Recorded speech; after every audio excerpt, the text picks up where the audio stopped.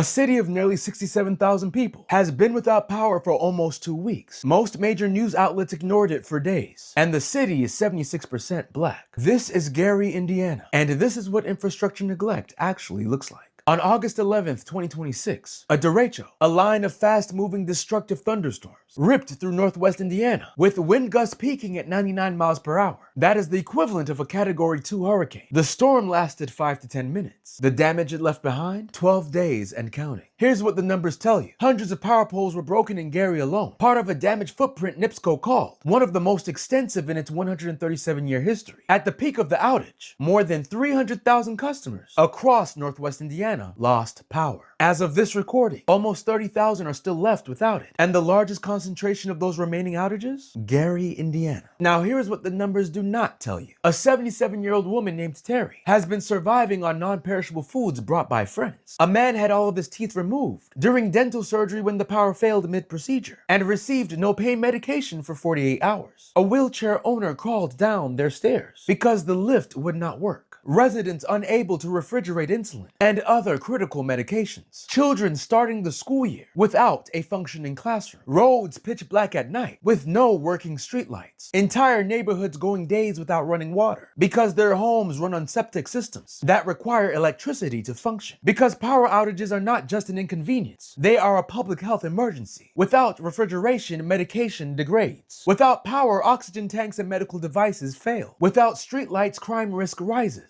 Without running water, sanitation collapses. Every additional day without electricity is another day where the most medically vulnerable members of a community are placed directly in harm's way. And here's what made this story take off nationally. Gary, Indiana was initially left off from NIPSCO's power restoration timeline entirely. No estimated date, no acknowledgement. It took public pressure, community outcry, and national attention before the city was added back to the list. Indiana's governor recently said there is no excuse for these delays. A class action lawsuit has now been filed against NIPSCO, accusing the utility of failing to manage vegetation near power lines, a standard infrastructure maintenance practice that could have significantly reduced the scale of this damage. 1/3 of Gary's nearly 67,000 residents live in poverty according to U.S. Census data. The median household income is around $38,000. When the infrastructure supporting a low-income, majority black city fails, and that city is the last to appear on the restoration timeline, that is a pattern worth naming out loud. Full restoration is expected by August 25th, but the conversation about